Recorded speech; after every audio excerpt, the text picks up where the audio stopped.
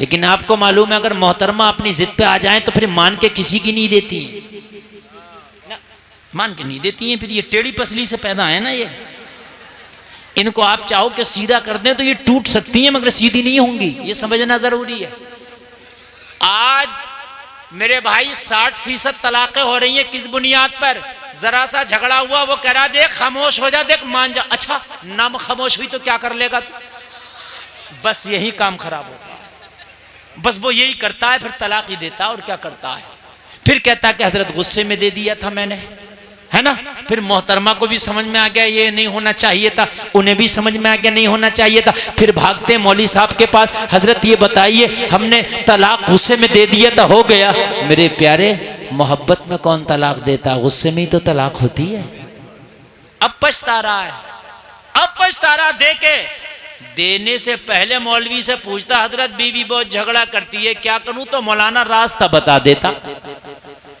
अरे बात समझ में आ रही है कि नहीं आ रही? हाँ। एक शख्स की बीवी ने कहा भाई कान खोल के सुन ले, शरीयत के हिसाब से जिंदगी गुजरी। कहा ठीक। बोली तेरे अब्बा तेरी अम्मा ना मेरे वो बाप है ना मेरी माँ मेरे सास ससुर हैं, वो शरीयत मुझे मजबूर नहीं करती है कि मैं उनकी खिदमत करूं, मैं नहीं करूंगी। कहने लगा यार मेरे बाप हैं, बूढ़े हो गए, माँ बूढ़ी हो गई, थोड़ा इनकी तरफ भी रहम कर ले, खिदमत कर ले। कहने लगी शरीयत बता रही हो तो बता, तेरे माँ बाप हैं, मैं अखलाकन कर लूं तो ठीक है, ना करूं तो कोई बात नहीं। बात सही है। अगर औरत अपने बच्चे को दूध भी ना पिलाए तो औरत मर्द के ऊपर जिम्मेदारी है कि वो उसको दूध पिलवाए, चाहे मुआवजा दे के पिलवाए। यार बड़ा परेशान आज का होता, तलाक दे बैठता। मगर ये आदमी होशियार था, चलो किसी मौलवी से मिलते हैं। हजरत के पास गया, हजरत घर बिगड़ने वाला है, शादी की थी के बूढ़े माँ बाप को 2 रोटी टाइम से मिला करेंगी, मगर अब वो जो मिल रही थी वो भी खत्म हो गई। वो कह रही है तुम्हारे माँ बाप है, तुम करो, मैं क्यों करूं? मौलाना ने कहा कह तो सही रही, मगर काश अगर कोई अपने मामले में मौलाना के पास जाओ तभी तो तुम्हारे मामलात आसान होंगे। तुम मौलाना के पास बाद में जा रहे हो, वकील साहब के पास पहले जा रहे हो, दरोगा जी के पास पहले जा रहे हो, थानेदार साहब के पास पहले जा रहे हो, और रिश्तेदार कह रहे हैं हटेंगे नहीं, टेंशन मत लियो, लगाओ इतने मुकदमे, घर बनने ही ना दे रहा। अभी एक मीटिंग हुई, मैं डीएम के उसमें तमाम अधिकारी थे, डीएम भी था, तो उसने खुद कहा, बोला 90% जो मियाँ बीवी के मुकदमे हैं वो खुद तो मान जाए, मगर ये जो लिवाहिकीन है ये नहीं मानने देते। हटना मत पीछे, 2 लगा दो, दहेज प्रथा और लगा दो। मेरा मुकदमे, अरे यार अगर कोई मामला है तो समझाओ आपस में, मामलात को बिगड़वाओ मत, मामलात को बनवाओ। मौलाना ने कहा ठीक तो कहती है, तो कहा हजरत ठीक तो कहती है, लेकिन माँ बाप बूढ़े, उन्हें कौन देगा रोटी पका के? तो कहने लगे हम बताएंगे उसका तरीका है तो हम। तो बोला हजरत बताई दे। तो कहना एक काम करो, दूसरा निकाह कर लो, शरीयत उसकी इजाजत देती है। और बीवी से जाके कहना आप सही कह रही थी, शरीयत ने आपको मजबूर नहीं किया कि मेरे बाप बाप की खिदमत करो, आप मत करें, मैं एक और निकाह कर लेता हूं, वो मेरे माँ बाप की खिदमत करेगी, तुम मेरी खिदमत करना। शरीयत ने इजाजत दी है और उसे मना करे तो फिर तुम कहना आप गलत हो, इसलिए कि आप कह रही हो कि शरीयत हमें मजबूर नहीं करता तुम्हारे माँ बाप की खिदमत करने पर, तो फिर शरीयत हमें भी तो इजाजत दे रही है ना। कहने लगे ठीक है। गए बीवी से बोले कोई बात नहीं, आप मेरे वालिदैन की बिल्कुल देख रेख ना करें। बोली ठीक है, शरीयत तो इजाजत दे रही है। हाँ, लेकिन बोले ऐसा है मैं मौलाना साहब से मसला पूछ रहा हूँ, एक निकाह और कर रहा हूँ। कहने लगे क्यों? कहने लगे वो मेरे माँ बाप की खिदमत किया करेगी। कहने लगी मैं हट्टी कट्टी किस लिए हूं, मैं मर गई क्या? मैं हूं तो मुझे बताएं कब गर्म पानी होना है, कब ठंडा पानी होना है, कब खाना खिलाना है, दूसरे निकाह की जरूरत क्या, मैं हूं ना। तो कहने लगे तुम तो पहले भी थी। तो कहने लगे हमें क्या पता, तुम्हें यह मसला भी मालूम हो जाएगा। शरीयत ने बड़ी आसान जिंदगी बताई है। समझ रहे हैं? शरीयत ने क्या किया, बड़ी आसान जिंदगी बताई है। तो प्रोफेसर साहब की बीवी ने कहा मुझे तलाक चाहिए। प्रोफेसर ने समझाया, मानने को तैयार नहीं। घर वालों ने समझाया, मानने को तैयार नहीं। रिश्तेदारों ने समझाया, मानने को तैयार नहीं। पड़ोसियों ने समझाया, मानने को तैयार नहीं। अईज़ा अक़रबा ने समझाया, मानने को तैयार नहीं। प्रोफेसर हार गया, परेशान हो गया, सर पकड़ के बैठ गया, यार क्या करूं, मेरी बीवी मानने को तैयार नहीं है। तलाक दे दिया, मुआशरे में बड़ी बेइज्जती होगी। तलाक दे दिया, कहीं मुंह दिखाने का नहीं रहूंगा। तलाक दे दिया, घर का घर बिगड़ जाएगा। तलाक दे दिया, छोटे छोटे बच्चों का क्या होगा। तलाक दे दिया, जिंदगी खराब हो जाएगी। तलाक दे दिया, सारा शिराजा भी घर जाएगा। हो तो क्या हो, लेकिन किसी को मानने को तैयार नहीं। घोड़े पे सवार थी, तलाक चाहिए, तलाक चाहिए। लोगों, प्रोफेसर है, लोगों पढ़ा लिखा है, लोगों काबिल है, लोगों एजुकेटेड है, मगर इसकी तालीम इसे बता ना सकी, इसकी पढ़ाई इसे बचा ना सकी, इसकी काबिलियत इसे बचा ना सकी। अब इसको नजर आया डूबते को तिनके का सहारा होता है। जब काबिलियत ने जवाब दे दिया, तालीम ने जवाब दे दिया, लोगों इसके मुआशरे ने जवाब दे दिया, तो इसके दिल में आया, मुसलमान कहता है कुरान में हर समस्या का समाधान है। चलो यार, किसी मुसलमान के पास चलते हैं, किसी आलिम कुरान के पास चलते हैं, किसी आलिम दीन के पास चलते हैं और जाकर के मालूम करेंगे कि कुरान में हर समस्या का समाधान है, हर परेशानी का हल है। तो ए आलिम कुरान ये बता कि ये मेरी समस्या कैसे दूर होगी। है ईसाई, लेकिन मदद के लिए कुरान नजर आ रहा है, और हम हैं मुसलमान और हमें बॉलीवुड नजर आता है, हमें हॉलीवुड नजर आता है। हम मुसलमान हैं, हमें दुनिया नजर आती है। वो ईसाई है, जब सारी चीजों ने दम तोड़ दिया तो फिर उसे कुरान नजर आया।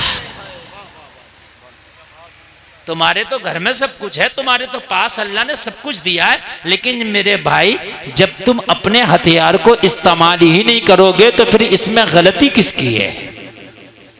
कुरान को इस्तेमाल करो ना। जिस कुरान को पढ़ के सहाबा ने पूरी दुनिया पे हुकूमत कर ली, उस कुरान को तुमने ताक़ुब में रख दिया। कभी जुमा में पढ़ा नहीं तो वो भी नहीं पढ़ा। जलसे में आने वालों, इस वक्त कोई हिंदी पढ़ा हुआ है, कोई इंग्लिश पढ़ा हुआ है, कोई उर्दू पढ़ा हुआ है, और आजकल यूट्यूब और नेट का जमाना है। जिंदगी में एक बार तर्जमे वाला कुरान जरूर पढ़ो, ताकि पता चले कि कुरान में है क्या क्या। खाली बगैर तर्जमे का नहीं, बल्कि तर्जमे वाला कुरान पढ़ो। चाहे हिंदी में तर्जमा पढ़ो, चाहे इंग्लिश में उसका ट्रांसलेट पढ़ो। और अगर आपको पढ़ना नहीं आता तो यूट्यूब पे किसी सुन्नी आलिम का तर्जमे वाला कुरान सुनो। आपको पता तो चलना चाहिए कि नबियों का किस किस नबी का किस्सा बयान किया गया, अल्लाह ने कुरान में क्या क्या बयान किया। अच्छा, पूरा कुरान तर्जमे के साथ पढ़ोगे, पूरा कुरान तर्जमे के साथ सुनोगे, तो पूरा कुरान याद ना भी रहेगा तो 10% तो बातें याद रहेंगी। 10% ही तेरे लिए काफी है। लेकिन इस पूरे मजमे में शायद कोई एक आध बंदा निकल आए, खड़े होकर कह दे हजरत मैंने पूरे तर्जमे के साथ कुरान पढ़ रखा। शायद गालियां, तर्जमा तो तर्जमा, हमारी माँ बहनों को तफसीर के साथ गालियां याद होती हैं।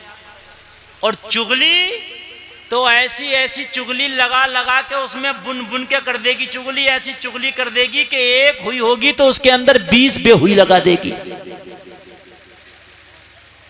समझे? और अगर इससे बात पूछने पे आ जाए कि ये बता तूने जो ये बात कही है, ये बात कहां तक सही है, अगर बात पुछवा दी जाए और जब बिल्कुल झूठ निकले तो क्या हम क्या करें, हमने तो सुनी थी। तो तूने सुनी हुई क्यों आगे बयान कर दी भाई? तूने सुनी हुई क्यों आगे बयान कर दी? ये राइट तुझे किसने दे दिया? इस्लाम से दूर रहोगे, कुरान से दूर रहोगे तो यही तुम्हारी जिंदगियों का शियार बन जाएगा। तो लोगों की बुराइयां करते फिरोगे, अगर कुरान का दामन पकड़ोगे तो लोगों की बुराइयां नहीं करोगे, बल्कि लोगों की बुराइयां दूर कराते नजर आओगे। नारे तकबीर, नारे रिसालत, मसलके आला हजरत, ख्वाजा का हिंदुस्तान, हिंदुस्तान का सुन्नी मुसलमान, उलमाए सुन्नत। कुरान से दूर रहोगे तो सिर्फ लोगों की बुराइयां करते नजर आओगे। इसकी बुराई, उसकी बुराई, इसकी चुगली, उसकी चुगली। अगर कुरान से करीब रहोगे तो लोगों की बुराइयां छुड़ाते नजर आओगे। बुराइयां छुड़ाओगे लोगों की, और ऐसी छुड़ाओगे कि जैसी गौसे आजम ने छुड़ाया, डाकुओं के पास गए तो वली बना दिया। सुभान अल्लाह। छुड़ाओगे और कुरान से दूर रहोगे तो बुराइयां करोगे। अब तुम्हें अपनाना है कि कौन सी जिंदगी अपनाओगे आप। प्रोफेसर ने मौलाना से कहा, हजरत कि बीवी का तलाक रुक सकता है कुरान के जरिए। मौलाना ने मुस्कुरा के कहा, कुरान तो बड़ी चीज है, तेरी बीवी का तलाक तो मेरे नबी की हदीस रोक देगी। यार जोर से बोलना सुभान अल्लाह। सिर्फ बच्चे ही बोल रहे हैं, बड़े बड़ों ने तो ये सोच लिया कि हमें तो ना बोलने की जरूरत है ना कुछ समझने की। अच्छा, बच्चों को आगे भी बिठा दिया। ये काम बच्चों का नहीं है, ये काम बड़ों का है। मैं बच्चों को कम और आपको ज्यादा आज समझाने लगा हूं। मौलाना ने मुस्कुरा के कहा, कुरान तो बड़ी किताब है, मेरे नबी की एक हदीस पे जाके अमल कर ले, तेरी बीवी का तलाक रुक जाएगा। प्रोफेसर ने कहा, मौलाना मजाक तो नहीं कर रहे हैं, मेरी बीवी का तलाक मेरे खानदानी ना रोक सके, मेरी बीवी का तलाक मेरे रिश्तेदार ना रोक सके, मेरी बीवी का तलाक मेरे घर वाले ना रोक सके, मेरी बीवी का तलाक मैं ना रोक सका। हम आजिज आ गए, बीवी मानती नहीं, आप कहते हो नबी की हदीस तलाक रोक देगी। कहा हाँ हाँ, मेरे नबी की बात में इतना पावर है, अमल तो करके दिखा, फिर देख कैसा कमाल पैदा होगा। हम तो दूर हैं, हम तो मुसलमान हैं, हमें तो पानी भी पीने का पता नहीं कि सुन्नत तरीका क्या। गधे और खच्चर और बैलों की तरह खड़े खड़े पी रहे हैं, खाना भी खड़े खड़े खा रहे हैं, सर पे टोपी रखना समझते हैं तो मुल्ला जी का काम है, तो इमाम साहब का काम है, हाफिज जी का काम है। हम तो ऐसी बदमाश लोग हैं, हम तो ऐसे कैसे भी खा ले। क्यों खा ले? मुसलमान तू भी है, मुस्तफा का कलमा तूने भी पढ़ा है, जन्नत तुझे भी चाहिए। अगर पानी के 2 घूंट भी पीना तो ये देख मेरे नबी का तरीका क्या था पानी पीने का। अगर नबी के तरीके पे तूने पानी पी लिया, सुन्नत की सुन्नत अदा होगी, इबादत की इबादत हो जाएगी। मौलाना ने कहा, घर चला जा, तेरी बीवी का तलाक रुक जाएगा। कहने लगा, हजरत वो नबी की हदीस तो बताएं। कहा, जा मेरे नबी के सुन्नत तरीके पे बस खाना खा लेना। क्या कर लेना? किस तरीके पर खा लेना खाना? जोर से बोले, सुन्नत तरीके पर। नबी के सुन्नत तरीके पर अगर तूने खाना खा लिया तो तेरी बीवी का तलाक रुक जाएगा।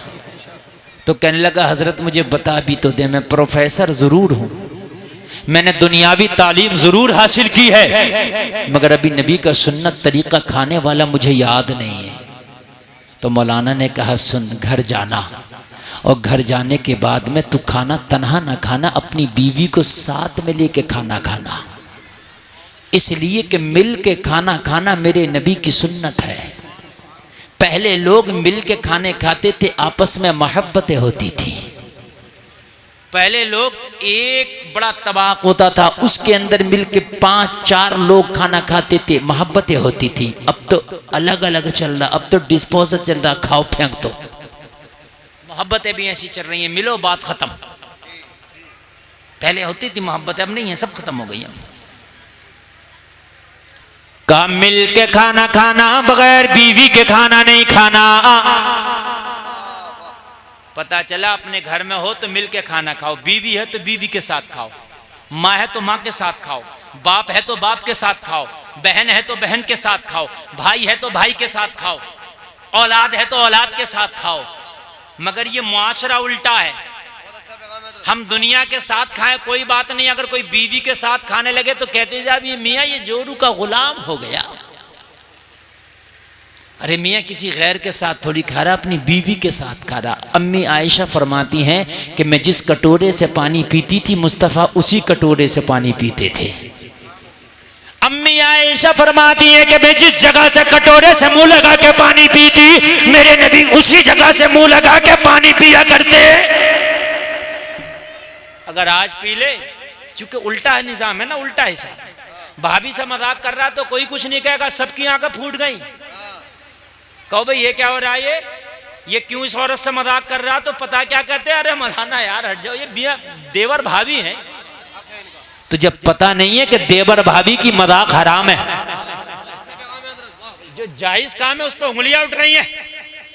अगर कोई अपनी बीवी के साथ खाना खाने लगे तो मजाक बनाया जाता है, मियाँ ये तो जोरू का गुलाम है, बगैर बीवी के खाना नहीं खाता, बीवी शर्म से खाना नहीं खाती, मजाक बनाया जाता है। शोहर अपनी बीवी के साथ जाकर भी खाना नहीं खाता, मजाक बनाया जाता है। देवर भाभी से मजाक कर रहा तो लोग करें ये तो हक है इनका।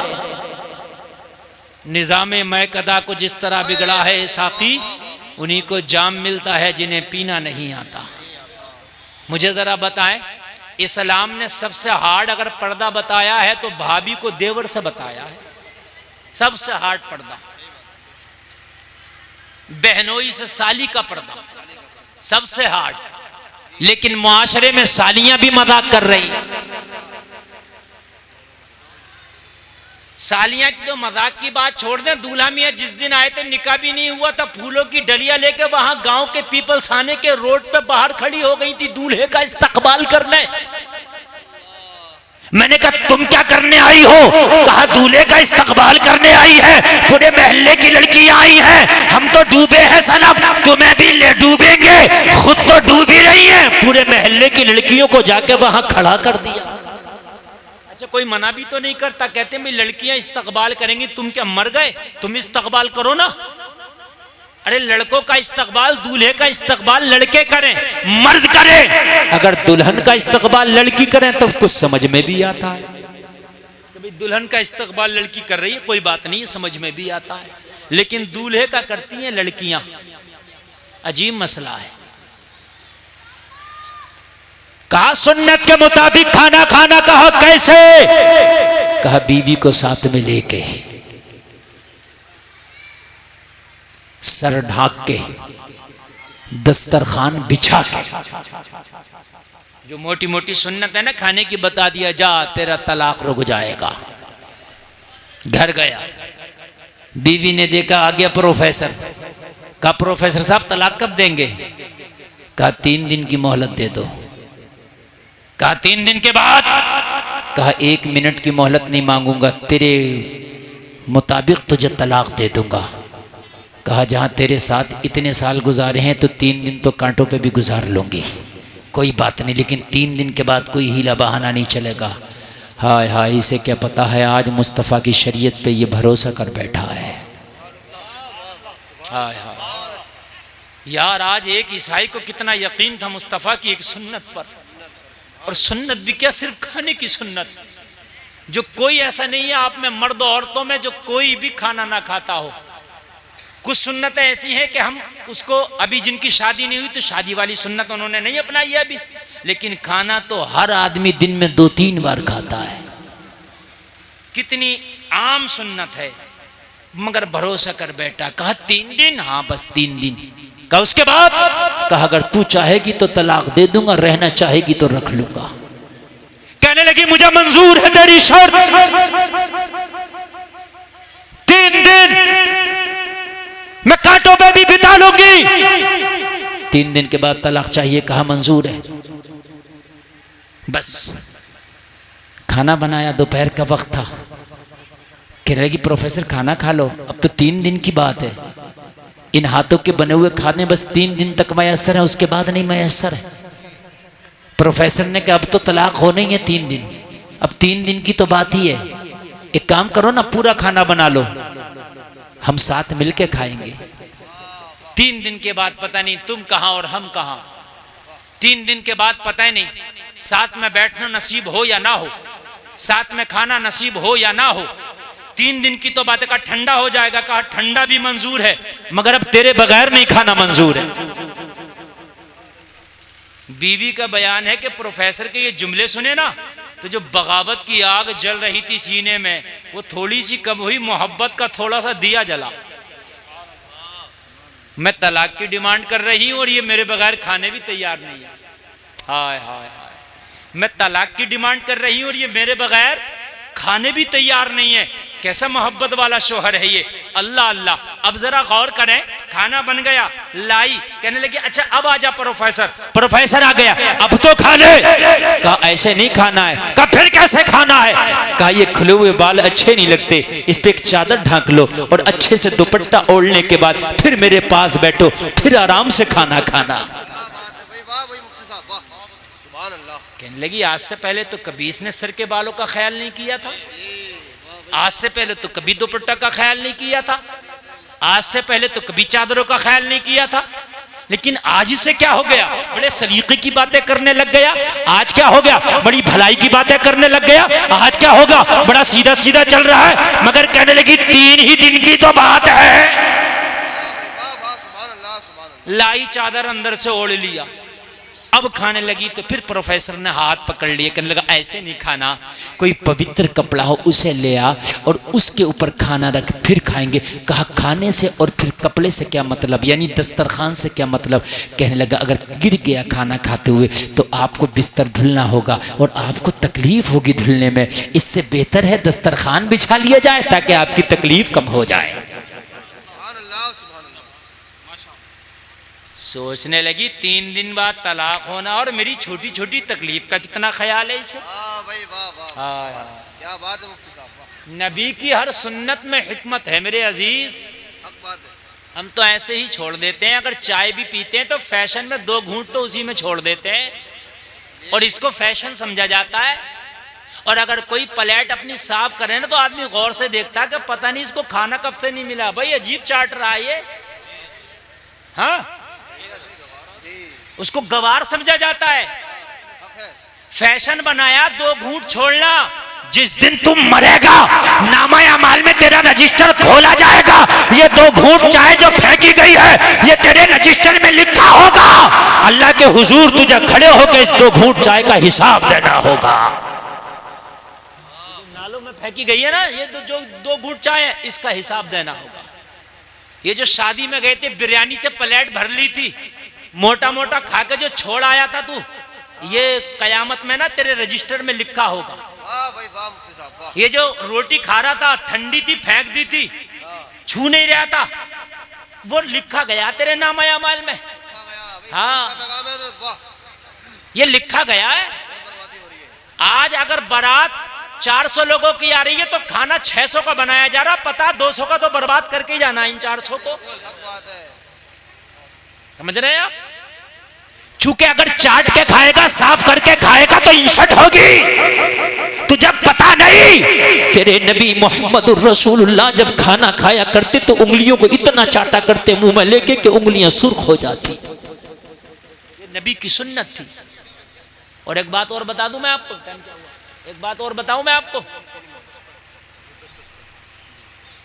मेरी बात जरा मोहब्बत से सुनते रहे। पूरी दुनिया का कोई ऐसा चूरन नहीं बना, पूरी दुनिया का कोई ऐसा टैबलेट नहीं बना जो खाने को इतना तेज हजम करे जितना तेज ये मुंह का लुआब हजम करता है। नहीं बना। खाना जितना चबा के खाओगे इतना ही जल्दी हजम होगा। खाना जितना चबा चबा के धीरे धीरे खाओगे इतना ही तेरे पेट के लिए फायदेमंद होगा। इसलिए कि चबा के खाने में लुआब भी जाएगा और जब लुआब ज्यादा जाएगा तो खाना जल्दी हजम होगा। समझ में बात आ रही है? गन्ना है और एक गन्ने का रस है। गन्ना हाजिम है और गन्ने का रस भी लो काबिज है। मियाँ चीज एक है लेकिन असर 2 क्यों?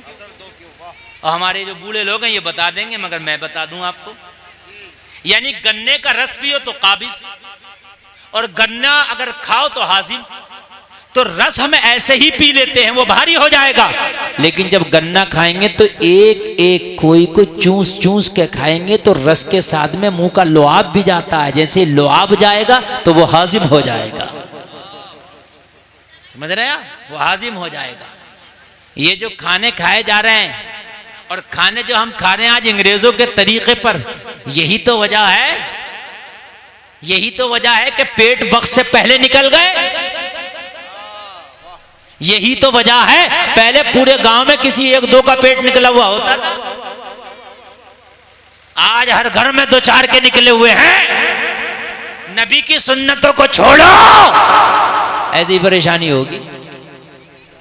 अगर सुन्नत के मुताबिक खाना खाओगे, मेरा दामन पकड़ लेना, कसम खा के कहता हूं किसी को भी पेट की शिकायत नहीं होगी, निकलेगा ही नहीं, वजन कम करने की जरूरत ही नहीं पड़ेगी। नबी फरमाते कि खाना खाओ, जब थोड़े से भूखे रह जाओ तो हाथ खींच लो। मियाँ है, अगर बढ़िया कोरमा हत्ता आ जाए तो हाथ खींचता, डोंगे खींचता। मेरी बात गलत तो नहीं है? वाह भाई मुफ्ती साहब वाह, तवज्जो फरमाओ। वाह भाई। क्या मशवरा हो रहा है? नारे जब तकबीर, तकरीर होती है ना तो बात अकबर, बहुत कर रहा गुजरता है। अल्लाह अकबर, नारे रिसालत, या रसूल अल्लाह जिंदाबाद। अगर सही कोरमा हाथ लग जाए तो हाथ नहीं खींचता है, डोंगे खींचता है। हाँ मेरे अजीजों, ज्यादा खाना कमाल नहीं है, कम खा के हाथ खींच लेना ये कमाल है। ये रात को नींद भी सुकून से आएगी, वजन भी नहीं बढ़ेगा। अब खा उल्टा सीधा रहा, फिर वजन कम करने की दवाई खाना कि वजन कम हो जाए। सुन्नत को छोड़ोगे तो ऐसी परेशानी होगी। ये सुन्नत है, समझे आप? लेकिन कौन सुन्नत को अदा कर रहा मियाँ भाई? कौन देख रहा सुन्नत किधर है? जो हाथ लगा, जितना हाथ लगा, जैसे हाथ लगा खा लिया। पकौड़ी हाथ लगी, पकौड़ी उड़ा दी। फ्राई हाथ लगी, फ्राई नहीं छोड़ी। कौरमा हाथ लगा, वो भी बिरयानियां फाड़ दी। फिर कह रहा मौलाना एसिडिटी नहीं जा रही है, लीवर फैटी हो गया। खुदा की कसम मुस्तफा की सुन्नत पे तो आ। अगर तेरे मुकद्दर में बीमार होना होगा तो मैं कह नहीं सकता, लेकिन अगर मुस्तफा की सुन्नत के मुताबिक तूने खाना अपना लिया तो तेरी सेहत भी बनी रहेगी, इबादत भी तेरी बनी रहेगी। नारे तकबीर, सेहत भी लाजवाब, नारे रिसालत, दोनों चीजें लाजवाब। सुन्नतों के तो यार मामले ही लाजवाब। जितना खाना तुम्हारे सामने आ जाए वो खाना तुम्हारे लिए जरूरी है, तुम्हारे नामा अमाल में लिख दिया जाता है।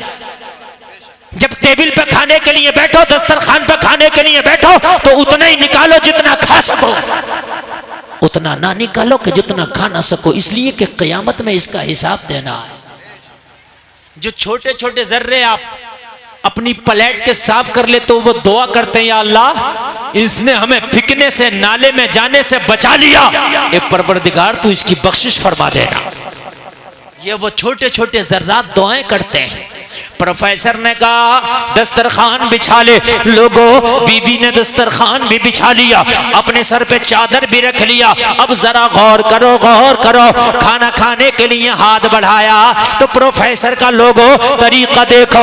उसने सबसे पहले जो बीवी की प्लेट थी उसमें खाना निकाल के पेश किया। पहले आप तनावुल फरमाए, पहले आप खाना खाएं। बीवी देखती जा रही है, हैरत में पड़ गई। मैंने 3 दिन की डेट रख दी है, 3 दिन के बाद ये मुझे तलाक दे देगा, मुझे तलाक लेना है। लेकिन मोहब्बतों का आलम यह है कि मेरे बगैर खाने तैयार नहीं है, पहले मुझे खिला रहा है, बाद में खुद खा रहा है। अगर मैंने तलाक ले भी लिया तो हो सकता है इतना ख्याल करने वाला शोहर मिले या ना मिले, इतनी मुरफ़्फ़त करने वाला शोहर मिले या ना मिले, इतना ध्यान रखने वाला शोहर मिले या ना मिले। बीवी का बयान है, मैंने खाने का लुक़मा तो खाया, मगर अंदर से मेरे दिल में जो मोहब्बत का दीप जला था मैं उसे बयान नहीं कर सकती। मेरा दिल मलामत कर रहा था, तू ऐसे शोहर को छोड़ने के लिए चली है कि जो तेरी छोटी छोटी बातों का इतना ख्याल करता है, जो तेरी छोटी छोटी बातों का इतना ख्याल रख रहा है, तू उससे तलाक चाहती है। बीवी का बयान है कि मुकम्मल खाना खा के ना निपटी थी, मेरा दिल भराया, आंखें नम हो गई। प्रोफेसर कहता है रोती क्यों है? कहने लगी रो इसलिए रही हूं, मैं कितनी बेवफा हूं। मैं आज तक तुझे समझ ना सकी, मैं आज तक तुझे पढ़ ना सकी। मैं अभी तक तो तुझे खुद गर्ज समझती थी, मैं अब तक तो तुझे आम इंसान समझती थी, लेकिन यकीनन तू मानवता की बहुत बड़ी मिसाल है। तुझे पता है 3 दिन के बाद तलाक होने वाला है, फिर भी मेरा इतना ख्याल तू कर रहा है। कसम खा के कहती हूँ, जमाना कुछ भी कहे अब तलाक नहीं होगा। सुभान अल्लाह सुभान अल्लाह। जमाना कुछ भी कहे अब तलाक नहीं होगा, जमाना कुछ भी कहे अब मुझे तलाक तुझसे नहीं चाहिए। अल्लाह अल्लाह, जलसे में आने वालों जरा गौर करना, कहा तलाक नहीं चाहिए, कहा अब तुझसे तलाक नहीं चाहिए, तेरे साथ रहना।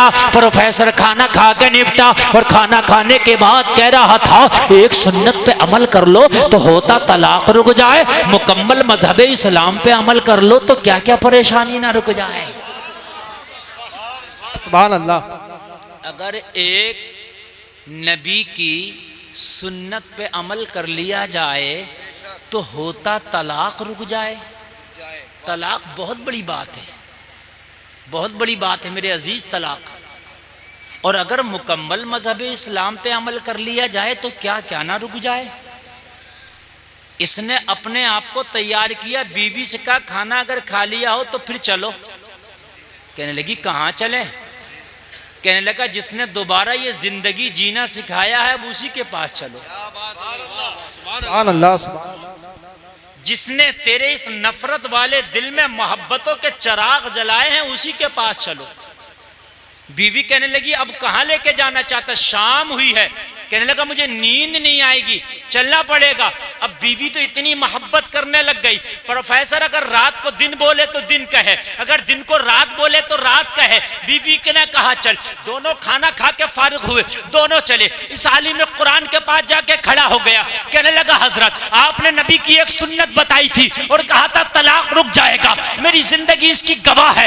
मैंने नबी की एक सुन्नत पे अमल किया, खुदा की कसम मेरा तलाक रुक गया। बीवी ने कसम खाई है कि आज के बाद तुझसे कभी तलाक का जिक्र नहीं करूंगी, मैं तुझसे कभी तलाक नहीं चाहूंगी, मैं तुझसे कभी तलाक नहीं मांगूंगी। हजरत एक सुन्नत पे अमल करने से बीवी का होता अगर तलाक रुक जाए तो मैं मुकम्मल मजहब इस्लाम को अपनाना चाहता हूँ। इस्लाम को अपनाने के लिए मुझे क्या करना पड़ेगा? तो मौलाना ने मुस्कुरा के बताया कुछ नहीं करना पड़ेगा, मुस्कुरा के तुझे कलमा पढ़ना पड़ेगा। हाँ बाबा सुभान अल्लाह सुभान अल्लाह। जिंदाबाद। बस तुझे बहुत कलमा अच्छे। पढ़ना पड़ेगा। तू कलमा पढ़ ले तेरी जिंदगी मुस्कुराएगी, तू कलमा पढ़ ले तेरी कब्र में तेरी जिंदगी मुस्कुराएगी, तेरी कब्र रोशन हो जाएगी। तू कलमा पढ़ ले तेरी आखिरत की जिंदगी मुस्कुराएगी। तो कहने लगा अगर सिर्फ कलमा पढ़ना ही इस्लाम है तो फिर हाथ बढ़ा के मुझे कलमा पढ़ा दे। आलिम कुरान ने हाथ बढ़ाया, हाथ में हाथ लेके इसको कलमा पढ़ाना शुरू कर दिया। आलिम कुरान इसको कलमा पढ़ाता जा रहा है और ये कलमा पढ़ता जा रहा है और मुस्कुरा के ऐलान करता जा रहा है कौले मोहम्मद कौले खुदा, फरमान न बदला जाएगा, बदलेगा जमाना लाख मगर कुरान न बदला जाएगा। नारे तकबीर, नारे रिसालत। हाथ उठाकर नबी का झंडा लहराकर बोलिए नारे तकबीर, नारे रिसालत। बस लगे आला हज़रत, इश्क मोहब्बत, इश्क मोहब्बत। ख्वाजा का हिंदुस्तान, ख्वाजा का हिंदुस्तान, पीपल्स थाने का सुन्नी मुसलमान। नारे हैदरी। जलसे में आने वालों, मुस्तफ़ा जाने रहमत की जिंदगी तुम्हारे लिए बेहतरीन नमूने अमल है। जलसे में आने वालों अपने घरों को जाओ तो कसम खा के जाओ कि अब अगर मुझे रात को अपने बिस्तर पे सोना भी है तो सोऊंगा, बाद में मुस्तफ़ा का सुन्नत तरीका पहले देखूंगा। और अब तो मोबाइल तुम्हारी जेबों में है, तुम्हें कहीं जाने की जरूरत नहीं, मोबाइल पे निकालो सोने का सुन्नत तरीका क्या है और सुनो और सुन्नत तरीके पे सो। अगर खुदा की कसम सुन्नत तरीके पे सो के मर गए तो जन्नत के हकदार हो के उठाए जाओगे। दुनिया की बातों पे बहुत हमें यकीन है मगर खुदा की कसम मदीने वाले मुस्तफ़ा की बात पे जर्रा बराबर हमें यकीन नहीं, जर्रा बराबर भी उस पर अमल नहीं हमारा। एक बात बताओ, अगर हम बीमार होते हैं तो डॉक्टर के पास जाते हैं, अगर डॉक्टर ये कहते मीठा ना खाना तो चाहे काजू की बनी हुई कतली क्यों ना हो छोड़ देते हैं। सच है। बात है कि नहीं है? चाहे आगरे का पेठा क्यों ना हो छोड़ देते हैं, चाहे मथुरा का पेड़ा क्यों ना हो छोड़ देते हैं। क्यों? डॉक्टर ने मना कर दिया। डॉक्टर से कहने से तूने 50 तरह का चीज छोड़ दिया, अल्लाह उसके रसूल के कहने से एक बार हराम छोड़ के देख। अगर जिंदगी में बहारें ना आ जाएं तो कहना ए बेटे बैठ जाए, बच्चों ए बैठ जाए। देखो तुमने इनको ना यहाँ बीच में बिठा दिया, और जब तुम बच्चों को बीच में बिठाओगे ना तो ये बच्चे यही करेंगे जो कर रहे हैं, ये शोर मचाएंगे। ये बहुत ज़्यादा खतरनाक चीज़ है। ये बच्चे आपको मालूम नहीं है, ये अच्छों की हालत ख़राब कर देते। इन बच्चों की तरबियत जो है बहुत ज़रूरी है। अच्छा, बच्चों से ज़्यादा मुझे बड़े लग रहे हैं। यहाँ की औरतें तो कम बोल रही हैं, मगर मर्द औरतों से ज़्यादा बोल रहे हैं। ऐसा लग रहा है जैसे शादी में कहीं खाना खाने आए। अच्छा, मैक की आवाज़ आप तक आ रही है कि नहीं आ रही है? पता नहीं कौन सा जादू पड़ के मैक वालों ने इसको बांध रखा, आवाज़ बिल्कुल मैक की बंधी हुई है। मैं इससे अगर मुंह ज़रा दूर कर रहा हूँ ना तो इसकी आवाज़ ही नहीं समझ में आ रही है कि आप तक जा रही है कि नहीं जा रही है। रात भी ऐसा ही मैक मिला था, और उन्हीं का भैया बंद बिल्कुल ये भी ऐसा ही मिला है। बढ़ा रहे हैं तो सीटी ले रहा, बस मैक वालों ने पता नहीं कौन सी एक नस पकड़ ली होती है, इनसे को बढ़ाओ तो ये सीटी दिला देते। ठीक, ए नहीं, मैक बंद कर, बंद कर, बिल्कुल बंद है, नेम का बंद है, नेम का बंद है। हम दुनिया के कहने से दुनिया की चीज़ें छोड़ देते हैं। एक बार मुस्तफ़ा के कहने से मेरे भाइयों अपनी ज़िंदगी से ज़रा हराम निकालो, है ना। डॉक्टर कहता है ये दवा खाने से ये फ़ायदा, ये दवा खाने से ये फ़ायदा। मेरे नबी फरमाते हैं ये गुनाह छोड़ने से ये फ़ायदा और ये गुनाह छोड़ने से ये फ़ायदा। हाँ, आप झूठ छोड़ दो, आपके घर में बरकतें आ जाएंगी। हाँ, मुझे क्या है यार, तुम मुझे बताओगे, मुझे मालूम नहीं है। बोलिए सुभान अल्लाह। कोई मुस्तफ़ा जाने रहमत सल्लल्लाहु ताला अलैहि वसल्लम की ज़िंदगी, बस यही मेरी तकरीर का उन्वान है। हदीस है नबी की, इसको कोई टाल नहीं सकता, कोई बदल नहीं सकता। कितनी भी बड़ी बीमारी हो, सदका कर दो, सदका करने से बीमारी टल जाती है। हम डॉक्टर को तो हज़ारों लाखों रुपए दे देंगे, लेकिन सदका करने के लिए हमारे पास पैसा नहीं है। सदका क्या है? सदका ये नहीं है कि मुर्गा ले दो, किसी को बकरा दे दो ना। सबसे बेहतर सदका है कि किसी गरीब को पैसा दे दो। उसे कपड़े की ज़रूरत होगी, कपड़ा खरीद लेगा। रज़ाई की ज़रूरत होगी, रज़ाई खरीद लेगा। कंबल की ज़रूरत होगी, कंबल खरीदेगा। राशन की ज़रूरत होगी, राशन खरीदेगा। तूने मुर्गा दिया, बकरा दिया तो सिर्फ गोश्त मिलेगा, पैसा दिया तो जो वो चाहेगा वो उसे हासिल हो जाए। भाई यही बात है कि नहीं? तो पैसा दे दो, सदका करने की आदत डालो। सदका ज़कात से अलग है। ज़कात सदक़े में नहीं है, ज़कात अलग है, सदका अलग है। सदका तो ये जब भी तुम्हारा दिल करे, जितना दिल करे किसी गरीब को दे दो। सदका करने से बीमारियां टल जाती हैं, ज़िंदगी आसान हो जाएगी।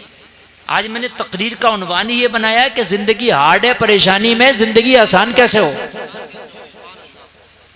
सुकून कहाँ मिलेगा? मैंने बताया कि तुम्हारे यहाँ सेंटर है, मस्जिद है, सुकून की जगह है। ये बीमारियां कैसे दूर हो? सुन्नत पे अमल करो, इंशाल्लाह बीमारियां दूर होंगी। सदका करो, अगर बीमार होगे तो अल्लाह ने अगर चाहा तो सदका करने से बीमारी टल जाए। मिस्र का ना काहिरा, मिस्र की एक राजधानी है। मिस्र एक मुल्क है, उसकी काहिरा राजधानी है। वहाँ का एक बहुत अमीर शख्स जो कारखानों का, फैक्ट्रियों का मालिक, इत्तेफाक से हार्ट का बीमार हो गया। जब चेकअप कराने के लिए गया तो डॉक्टर ने कहा तू हार्ट का बीमार है, हार्ट का मरीज है, चंद दिन का मेहमान है। ये जो तेरे हार्ट में सुराख है ना, ये बढ़ जाएगा और तू एक दिन मर जाएगा। कहने लगा इसका कोई इलाज? कहने लगा अभी तक इसका कोई इलाज नहीं बना। परेशान घर आया, बच्चों ने पूछा बाप अफसरदा क्यों है? कहा डॉक्टर ने मेरी मरने की डेट फिक्स कर दी है। कहा बाप खामोश क्यों है? कहा डॉक्टर ने मेरे मरने की डेट फिक्स कर दी है, चंद दिन का मेहमान हूं, चंद दिन के बाद शायद तुम मेरी कब्र पे आया करो, शायद कब्र पे ना भी आया करो। इतना कह के रोने लगा। होगा क्या है?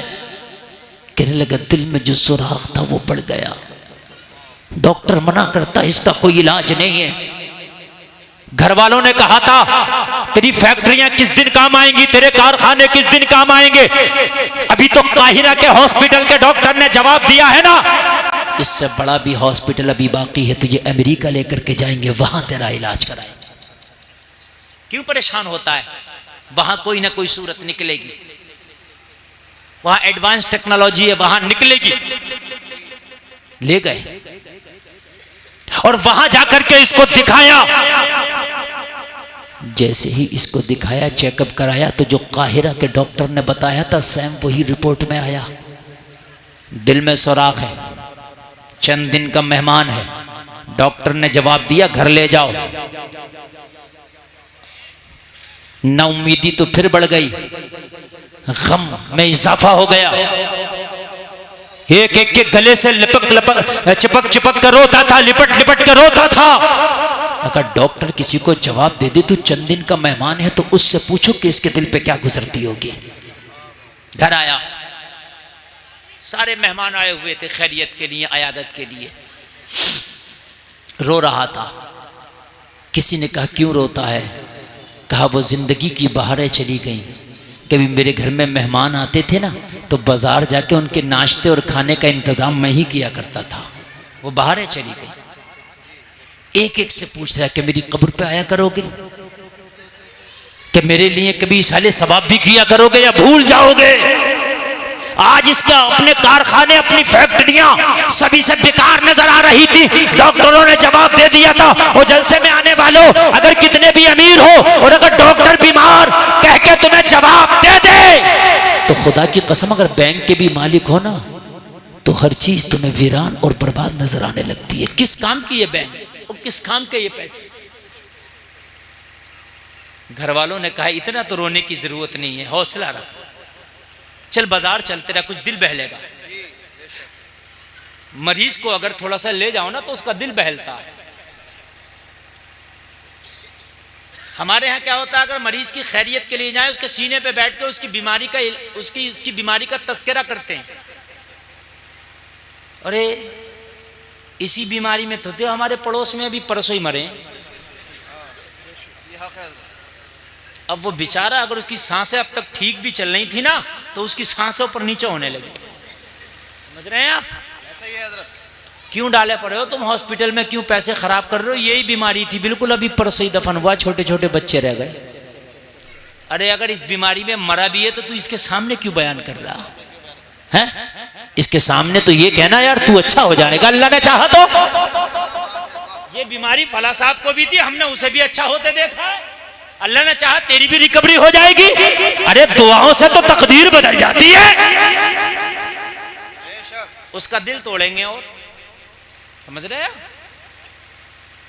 हाय हाय, कहने लगा चल बाहर चल, बाजार में घूमेगा, थोड़ा सा फिरेगा, सैरो तफरी होगी, मन बहलेगा, दिल खुश होगा, तो हो सकता है तुझे जिंदगी की थोड़ी सी उम्मीद नजर आने लगे।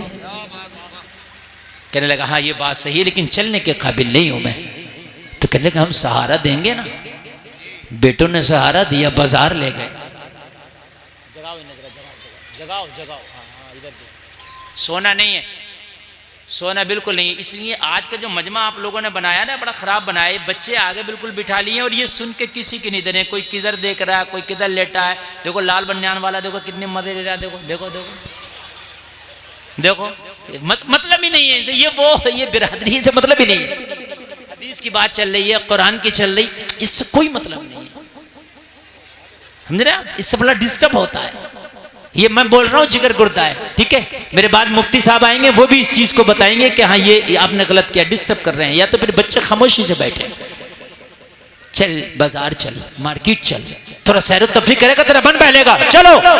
बच्चों ने सहारा दिया, बेटे ने कांधा पकड़ा, किसी ने हाथ पकड़ा, किसी ने इसको पकड़ा, सहारा दिया, बाजार ले गए, थोड़ा सा इसको घुमाया, थोड़ा सा फिराया, मन बहला, मन अच्छा हुआ। तो कहने लगा एक काम ना करो, मार्केट में आई गए हो तो मेहमान घर पे आए हुए हैं खैरियत के लिए, कुछ गोश्त खरीद के उनका बेहतरीन मेहमान नवाजी ही कर दो।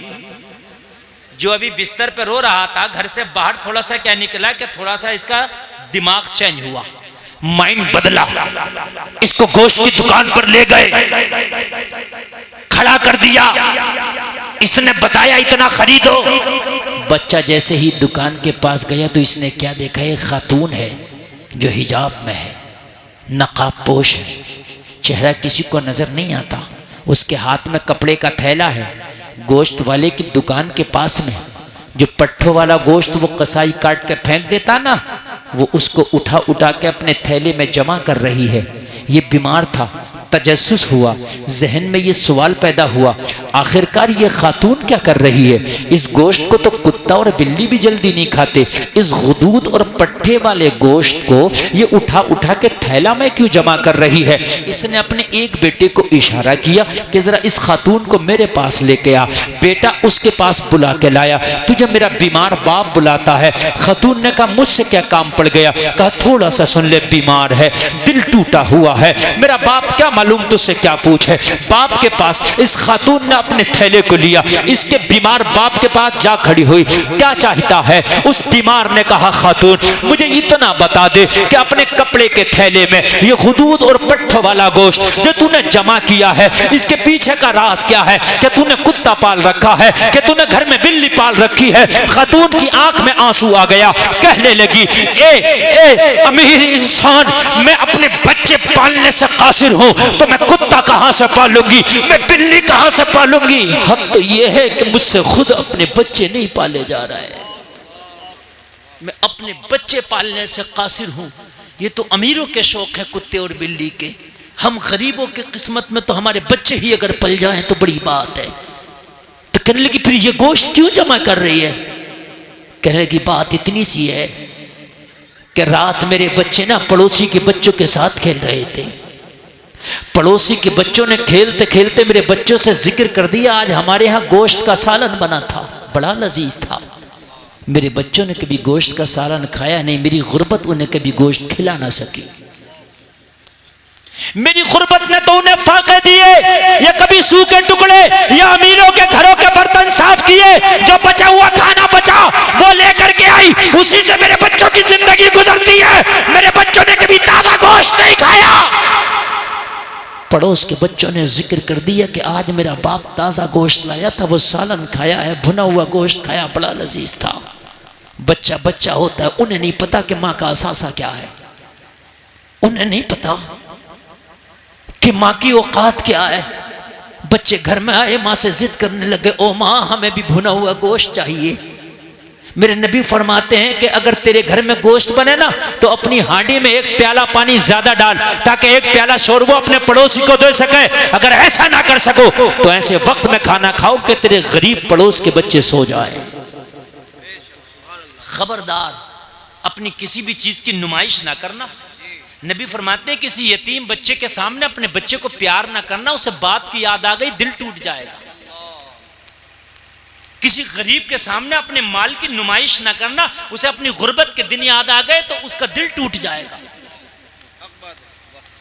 हमारे अंदर तो आदत पड़ गई है नुमाइश और दिखावे करने की। बच्चों ने डिमांड की मुझसे, पूरी रात मेरे बच्चों ने मुझे सोने ना दिया। और बच्चा दुनिया का सबसे ताकतवर इंसान अपने बाप को समझता है और दुनिया की सबसे अमीर औरत अपनी माँ को समझता है। कोई बाईद नहीं कि बच्चा जहाज उड़ता देख ले बादलों में तो माँ से आके कहता माँ मैंने जहाज उड़ता देखा, मुझे भी जहाज चाहिए। उसे पता नहीं कि मेरी माँ का असासा है या नहीं है। अगर दुनिया का कितना भी मजबूत इंसान बच्चे को मार दे तो कहता अपने बाप से शिकायत करूंगा। वो अपने बाप को दुनिया का सबसे ताकतवर इंसान समझता है, चाहे बाप कितना ही कमजोर क्यों ना हो। आने दो मेरे बाप को बतलाऊंगा। आंख में आंसू है इस अमीर को बता रही थी, मेरे बच्चों ने पूरी रात मुझे सोने न दिया। माँ हमें गोश्त चाहिए, माँ हमें गोश्त चाहिए। मैं कहां से अपने बच्चों को ताजा गोश्त खिलाती। मेरे घर में तो अक्सर चूल्हा ही नहीं जलता, मेरे घर में तो अक्सर बच्चे फाके से सोते, मेरे घर में तो अक्सर गरीब अमीरों के बर्तनों के जो साफ किए हुए खाने होते हैं ना, वो मेरे बच्चे खा के सो जाते हैं। रात इत्तेफाक से पूरी रात जिद में गुजार दी बच्चों ने। क्या करती माँ, दिल पिघल गया। क्या करती माँ हूं, बच्चों की बात को टाला ना गया। मैंने बच्चों से बात की, बेटा सुबह तो होने दो, तेरी माँ थैला लेके जाएगी, कुछ भी करे मगर तुम्हारे लिए भुने हुए गोश्त का इंतजाम करेगी। अपने गरीब बच्चों से वादा करके आई थी कि आज गोश्त जरूर खिलाऊंगी, लेकिन जैसे ही थैला लेके मैं घर से बाहर निकली तो खुददार थी मैं किसी से भीख मांगने से की। जलसे में आने वालों, उन्हीं को ना दिया करो जो हाथ फैला के मांग लेते हैं। मांगने वाले तो मांग लेते हैं, मगर कितने जरूरतमंद वो हैं जो इस सर्दी में भी बिना गर्म कपड़ों के गुजार लेते हैं, मगर मांगने के लिए उनकी हिम्मत जवाब दे जाती है, उनकी गैरत गवारा ना करती। उन जरूरतमंदों का ख्याल रखना ये तुम्हारी जिम्मेदारी। बाबा नारे तकबीर, नारे रिसालत, बस लगे आला हजरत उलमाए सुन्नत जिंदाबाद। मांगने वाले तो मांग लेते हैं, लेकिन कितने गैरतमंद बेटियां, कितने गैरतमंद बेटे आज भी ऐसे हैं कि जरूरत है, लेकिन खुदा की कसम उनकी गैरत जवाब दे गई, वो मांगते नहीं, इसलिए कि उनकी गैरत उन्हें मांगने नहीं देती। जलसे में आने वालों, तू महसूस कर, अगर वाकई वो जरूरतमंद है, अगर वाकई वो हाजतमंद है, तो खामोशी के साथ उसकी मदद कर दे। ऐसी मदद कर कि तू मदद करे तो दूसरे पड़ोसी को पता ना चल सके, एक हाथ से मदद करे दूसरे हाथ को पता ना चल सके। अल्लाह की कसम, यहां अगर तूने इसकी माल से मदद कर दी तो मैदाने महशर में अल्लाह तेरे नामाए अमाल से मदद कर देगा। वाह बाबा, सुभान अल्लाह, सुभान अल्लाह। मदद कर। जिंदाबाद। आज भी कितनी बेटियां तो ऐसी हैं जो दूसरे लड़कों से दोस्ती करके अपना खर्चा उन पर डालती हैं, लेकिन आज भी कुछ इज्जतदार बापू की इज्जतदार बेटियां ऐसी हैं, गरीब हैं, घर में जरी और कढ़ाई का काम करती हैं, सिलाई का काम करती हैं, हफ्ते में 200-250 रुपया कमाती हैं, मगर अपनी इज्जत को खुदा की कसम कहीं नीलाम नहीं करती हैं। 200-250 रुपया एक हफ्ते में कढ़ाई करती हैं, सूट काटती हैं, सिलाई करती हैं, लेकिन वो उसी 250 और 200 रुपया में अपना तन भी ढकती हैं, अपना पेट भी भरती हैं। वो गैरतमंद बाप की गैरतमंद बेटियां हैं, वो इज्जतदार जो है घरानों की इज्जतदार बेटियां हैं। अरे ऐसे घरानों का ख्याल किया करो, अगर कोई ऐसे गरीब है तो उनकी मदद कर दिया। नारे तकबीर, नारे तकबीर, नारे रिसालत, बस लगे आला हजरत हजरत अल्लामा मुफ्ती हम्माद रज़ा साहिब किबला, हजरत अल्लामा मुफ्ती हम्माद रज़ा साहिब मुरादाबादी। नारे तकबीर, नारे रिसालत, ख्वाजा के हिंदुस्तान पीपल थाने का सुन्नी मुसलमान नौजवान कमेटी, नारे हैदरी।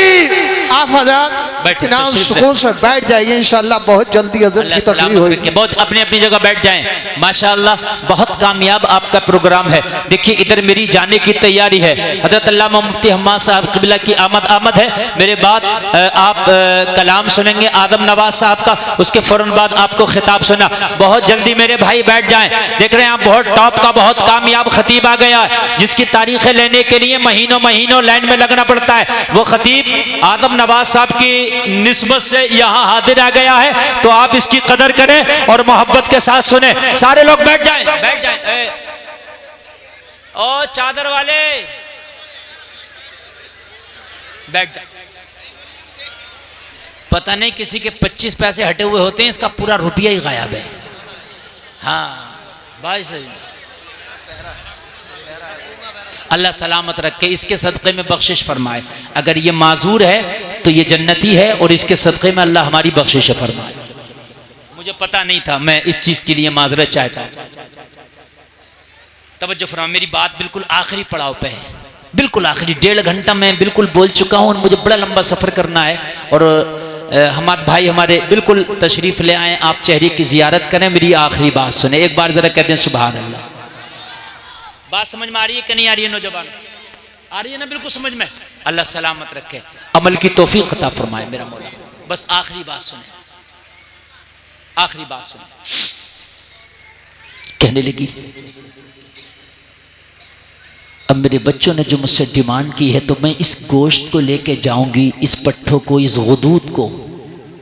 जो खराब गोश्त होता है या तो गुदूद होते हैं या पट्ठे होते हैं, आप जानते हैं, वो खराब होते हैं ना। मैं इनको लेके जाऊंगी। जब मैंने हाथ फैला ना सकी, किसी से मांग ना सकी, गोश्त लेके जाना था, क्या करती? दुकान पे आई तो इससे भी मांगने की हिम्मत ना पड़ी। तो अंदर से मेरा ज़मीर बोला, ये जो फेंक रहा है इसे कुत्ते भी खाते हैं कि नहीं खाते हैं? जब कुत्ते खा के नहीं मरते तो तेरे बच्चे भी नहीं मरेंगे। इसको ले जा, इसको पका के खिला देना, तेरे बच्चों की कम से कम भूख खत्म हो जाएगी, तेरे बच्चों का तड़पना खत्म हो जाएगा। जलसे में आने वालों, उसी को ना दिया करो जो मांग लेता है, उसके बाद ख्याल किया करो जो मांग नहीं सकता, गैरतमंद है, बैठा है, खामोशी से मदद करो उसकी। और ये मदद ऐसी है, अल्लाह की कसम, मैदान महशर में तेरे लिए बख्शिश का जरिया बनेगा। तो पता ही समीर ने क्या जवाब दिया? कहने लगा, बहन इसको फेंक दे।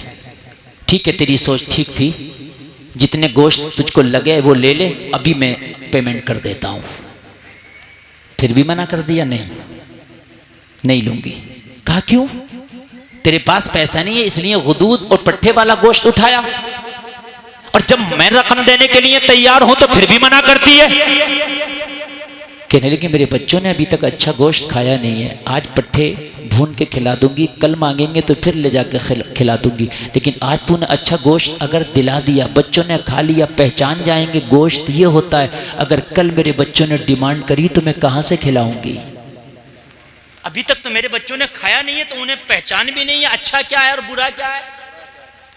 भाई आपने कभी जिंदगी में गुलाब जामुन नहीं खाया हो, तो अगर गुलाब जामुन की जगह आपको कोई और मिठाई देके कह दिया जाए यही गुलाब जामुन आप खा लोगे, इसलिए नहीं खाया, लेकिन जब एक बार खा लोगे तो जायका भी पता चल जाएगा, और उसका कलर कैसा होता है, उसकी शक्ल कैसी होती है, ये भी पता चल जाएगी। कहने लगी, मेरे बच्चों ने अच्छा गोश्त खाया नहीं, मैं पट्ठे ले जाके गुदूद ले जाके खिला दूंगी तो इसी में राजी हो जाएंगे, फिर रोएंगे तो फिर खिला दूंगी, लेकिन अगर आज तूने अच्छा गोश्त दिला भी दिया, अगर कल मांगने लगे तो फिर ये गुदूद नहीं खाएंगे, मुझे भीख मांगना पर मजबूर होना पड़ेगा, और मैं नहीं चाहती किसी के आगे अपना हाथ फैलाओ। यार क्या सोच है इस खातून की। इसने सोचा डॉक्टर ने भी मेरी गिनती के दिन बता दिए और मेरी भी जिंदगी का क्या भरोसा। डॉक्टर ने तो बताया तू जिंदगी के आखिरी पड़ाव पे है। कहने लगा, बहन तू परेशान ना हो। हाय हाय, इसने भी अपने दिल को खोल दिया। बहन परेशान ना हो, आज भी ले जा, और जब जब तेरे बच्चे गोश्त की फरमाइश करे, तेरे घर में जरूरत महसूस हो, इसी दुकान पे आया करना, जरूरत के मुताबिक ले जाया करना। डॉक्टर ने मेरी जिंदगी तो चंद अय्याम बताए हैं, लेकिन जब तक मैं जिंदा रहूंगा हफ्ते के हफ्ते मैं हिसाब किया करूंगा, अगर मैं मर गया वसीयत कर दूंगा मेरे बच्चे तेरे गोश्त का हिसाब कर दिया करें। वाह वाह वाह वाह, क्या अच्छा भाई मुफ्ती साहब, वाह वाह, बहुत अच्छे। मेरे बच्चे तेरे गोश्त का हिसाब कर दिया करेंगे। और नबी फरमाते हैं सदका करो, सदके से बीमारियां टल जाए। आखिरी बात सुन ले जरा, ये गोश्त लेके गई, कहने लगी अब ठीक है, अब ठीक है। लेके गई, इसने भूना, बनाया, दस्तरखान लगाया, दस्तरखान सजा। गरीब बच्चे जिन्होंने कभी लोगों बर्तनों के बचे हुए खाने खाए थे, जिन्होंने हांडियों के बचे हुए खाने खाए थे, लोगों वो बच्चे जिन्होंने खुश खाने खाए थे, वो बच्चे कि जिन्होंने लजीज खाने कभी खा ना सके थे, आज जब भुना हुआ गोश्त इनको दस्तरखान पे नजर आया, भुना हुआ गोश्त जब हलक के नीचे उतरा और उस गोश्त की लज्जत इन गरीब बच्चों को महसूस हुई, बच्चे मुस्कुरा के कहने लगे, माँ हम अल्लाह की बारगाह में दुआ करते हैं कि जिसने हमारे दस्तरखान पे ये लजीज ग़िज़ा का इंतजाम किया है, अल्लाह ताला उसकी जिंदगी में बहारें पैदा कर दे। वाह वाह, नारे तकबीर, नारे रिसालत, बस लगे आला हजरत हजरत अल्लामा मुफ्ती गुलफाम रज़ा, अल्लाह ताला उसकी जिंदगी में बहारें पैदा कर दे। इधर रोजाना बच्चे गोश्त खा रहे हैं, दुआ कर रहे हैं, इधर दुआ हो रही है, उधर अल्लाह का करम हो रहा, बीमार की दवा हो रही। वाह बहुत अच्छे। डॉक्टर ने जो 2-3 महीना बताया था मरने का टाइम के इतने दिन में मर जाएगा, वो जो 2-3 महीना आया, मरा तो नहीं, बिस्तर से सही होकर खड़ा हो गया। सब हैरत में पड़ गए, क्या हो गया? तुझे तो कोई हमने नुस्खा भी नहीं खिलाया, दवा भी नहीं खिलाया, तुझे क्या हो गया? कहने लगा बिल्कुल फिट हूँ, मेरा हार्ट भी सही काम कर रहा है, मेरा किडनी भी सही काम कर रहा है, अब मेरे अंदर की जो ताकत है वो भी ठीक है, मेरा सांस भी ठीक है। कहने लगा फिर हो कैसे गया? कहने लगा ये तो मैं भी हैरान हूँ कि ये ठीक हो कैसे गया। चलो चेकअप ना करा ले। चेकअप कराने के लिए अमेरिका के उसी डॉक्टर के पास गए जिसने चंद महीने पहले चेकअप करके कहा था ले जाओ। अच्छा, डॉक्टर के पास रोजाना सैकड़ों मरीज आते हैं तो सब तक का तो चेहरा याद नहीं रहता ना। हम रोजाना हजारों लोगों में बोल रहे हैं तो सबको तो हम नहीं पहचानेंगे। तो अब ये कई महीने के बाद जब पहुंचा डॉक्टर के साथ, मेरा इलाज होना है और साहब मेरा चेकअप कीजिए, तो डॉक्टर ने चेकअप कहा घर चले जाओ। तो कहा भाई तूने इसके अलावा अपनी डिग्री में कुछ सीखा कि नहीं सीखा? घर चले जाओ। 3 महीने पहले आया था तब भी घर चले जाओ, 3 महीने बाद आया तब भी घर चले जाओ। इसके अलावा तूने कुछ पढ़ा क्या नहीं पढ़ा? तो आगे बोला जो चाहो वो खाओ, जो चाहो वो पियो। कहा 3 महीने पहले भी यही बतलाया था। अच्छा, जब आदमी लाइलाज हो जाता है और डॉक्टर को ये लगे कि मर्ज इसका ऐसा हो गया कि दुनिया में कोई दवा भी से कारगर साबित नहीं होगी, तो डॉक्टर क्या कहता है? इसकी खिदमत कर लो, जो चाहे खिलाओ पिलाओ। यही कहता कि नहीं कहता है? या फिर बिल्कुल नॉर्मल हो तब कहता है जो चाहो खाओ पियो। तो डॉक्टर से कहा कि तूने अलावा अपनी डिग्री में 2 बातों के घर जाओ, जो चाहो खाओ पियो, कुछ सीखा कि नहीं सीखा? कहा क्या मतलब? कहा 3 महीने पहले भी कहा था घर जाओ, जो चाहे खाओ, जो चाहो पिलाओ, और अब भी कह रहा घर जाओ, जो चाहे खाओ, जो चाहे पियो। तो कहने लगा 3 महीने का तो पता नहीं, मगर अब का पता है। 3 महीने का उसको याद थोड़ी है डिग्री, उसके उसमें रिपोर्ट में क्या आया था? तो कहा अब का क्या है? चल 3 महीने पहले का तो मुझे पता, तू बता अब क्या है मेरी रिपोर्ट में? कहा रिपोर्ट साफ है, मामला नॉर्मल है, तो जो चाहे खाओ, जो चाहे पियो। कहा डॉक्टर साहब सही से चेकअप किया है? कहा दोबारा कर लो चेकअप। कहा भाई बिल्कुल सही से किया है। तो कहा क्या आया? कहा बिल्कुल दिल साफ। वाह वाह वाह सुभान अल्लाह। दिल क्या आया? हार्ट साफ। इसने कहा नहीं साफ नहीं है, सुराख है। कहा नहीं बिल्कुल साफ है। कहा नहीं सुराख है। कहा साफ है।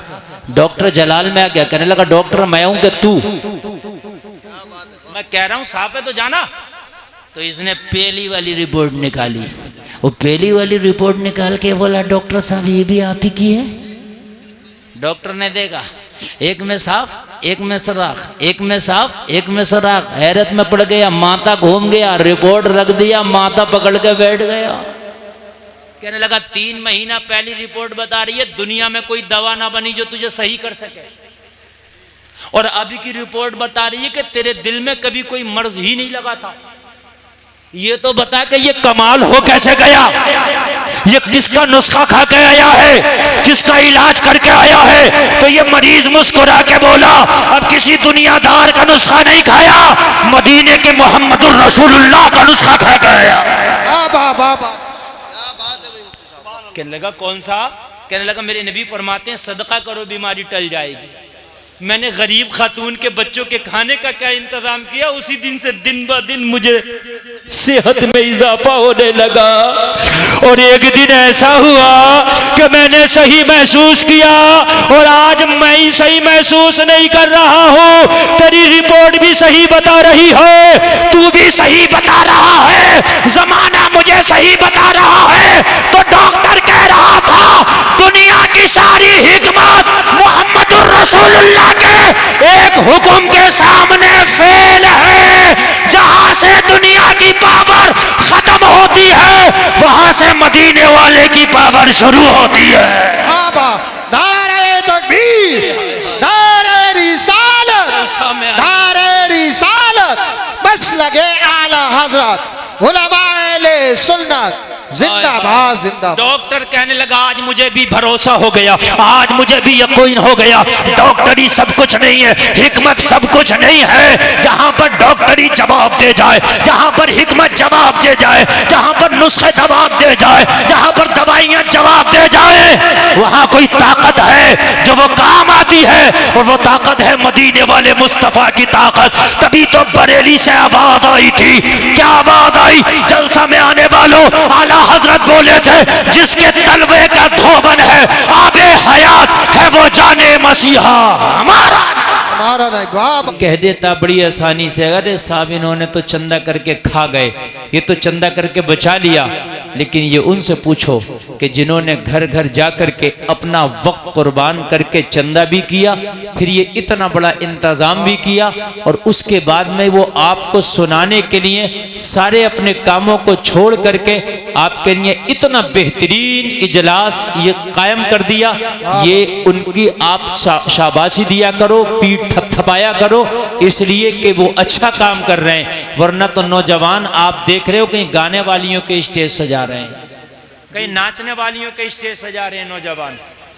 बात हकीकत बता रहा हूं मैं, कहीं नौजवान गाने वालियों के लिए स्टेज सजाता है, कहीं बजाने वालों के लिए। लेकिन वो नौजवान बड़ा खुश नसीब है कि उलमा के लिए स्टेज सजा के अल्लाह उसके रसूल का जिक्र आपके सामने कराते हैं। खुश नसीबी की बात है। मैं मुबारकबाद पेश करता हूँ ऐसे नौजवानों को, ये उनका जज्बा जिहाद है। अल्लाह ताला इस जज्बे के सदक़े में उनको मरने से पहले जन्नतियों में शुमार फरमा दे। अब बिल्कुल बैठ जाएं, जिसे जहां जगह मिले बैठ जाए। मैं तो आपसे ज्यादा नहीं कहने वाला कि आप बैठो, क्योंकि आप खुद जितना मैं आपको बैठने कहूँगा उससे ज्यादा आप समझते हैं कि बैठने में हमारी भलाई है। जितना चुपक कर बैठ जाएंगे उतनी ही ठंड कम लगेगी।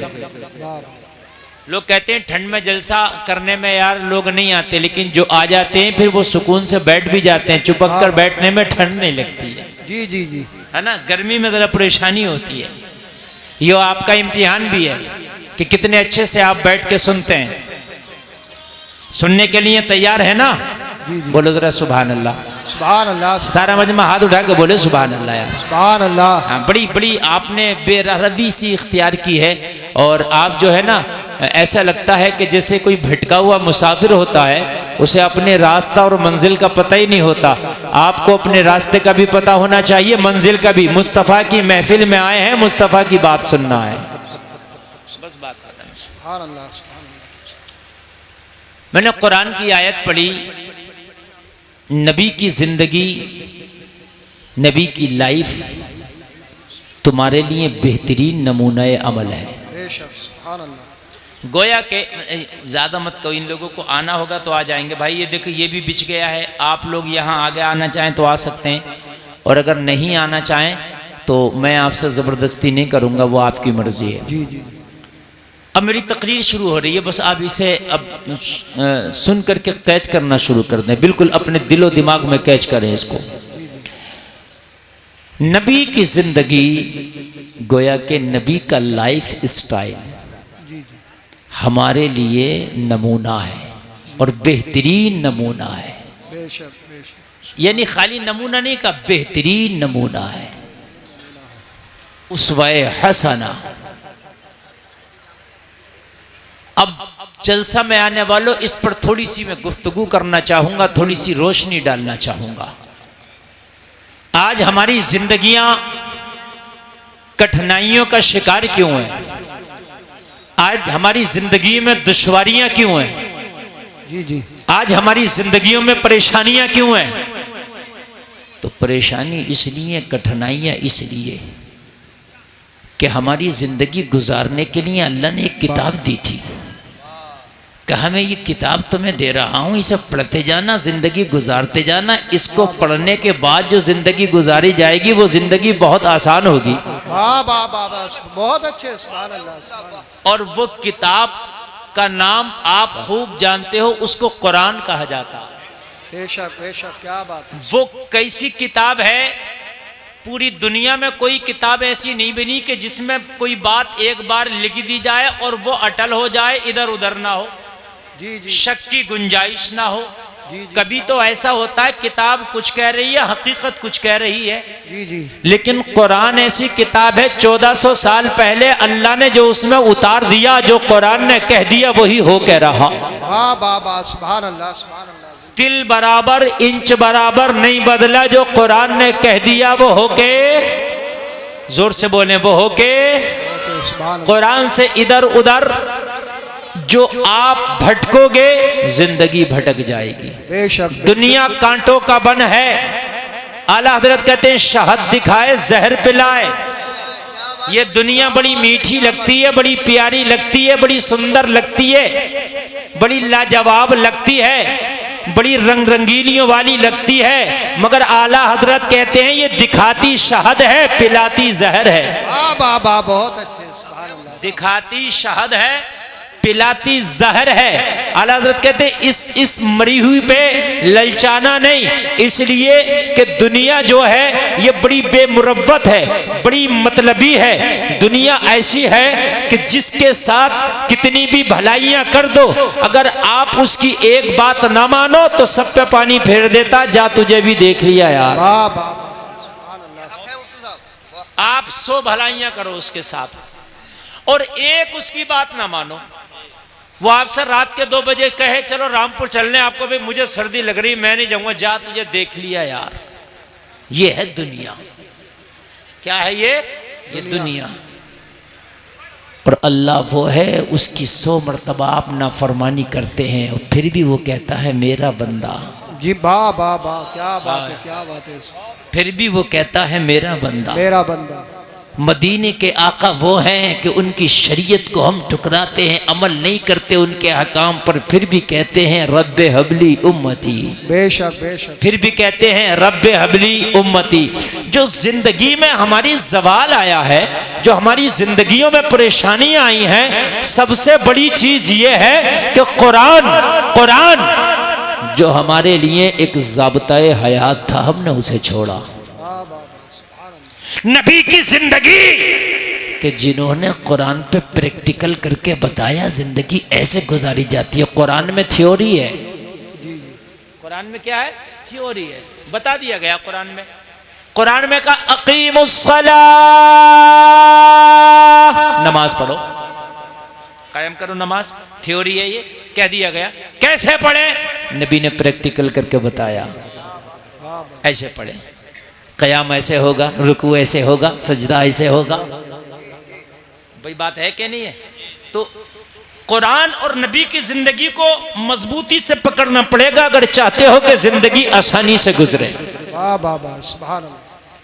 और आज किसी से भी बात करो, को भी कैसे तो वैसे तो कह देगा ठीक है मजे आ रहे हैं, लेकिन उससे सच में पूछना अकेले में जरा, कहना सही बता यार कैसे गुजरे, कहेगा मौलाना बड़ी परेशान। जी जी। हमने नेता लोगों से पूछा तुम बताओ कैसी गुजर रही है? भाई तुम तो मंत्री बन गए, मौलाना बड़ा ही परेशान हूँ, अपोजिट बिल्कुल जीने नहीं दे रहा, और ये जो कुर्सी है ना ये भी छिनने फिर रही है। जी जी जी, सही बता रहा हूँ मैं। मालदार से पूछो वो भी कहता मौलाना सुकून नहीं है, हकीकत बता रहा हूँ। और से पूछा भाई तू बता, कहने लगा मौलाना क्या बताऊं, यकीन मानना, मेरे अपने भी मुखालिफ है, मेरे गैर भी मुखालिफ है, जीना दुश्वार और हराम कर दिया। वाह वाह वाह, सुभान अल्लाह। मैंने डॉक्टर साहब से पूछा आप तो मजे में हो गए भाई, 2-2 हज़ार की फीस ले लेते हो, 1 मिनट देखते हो मरीज को नुस्खा लिखने का, और प्लस दवाई पे भी आपको मिलता है परसेंटेज, वो तो MRP पे दे देगा मेडिकल वाला, लेकिन उसका जो कमीशन मिलेगा वो आप पे फिर आता।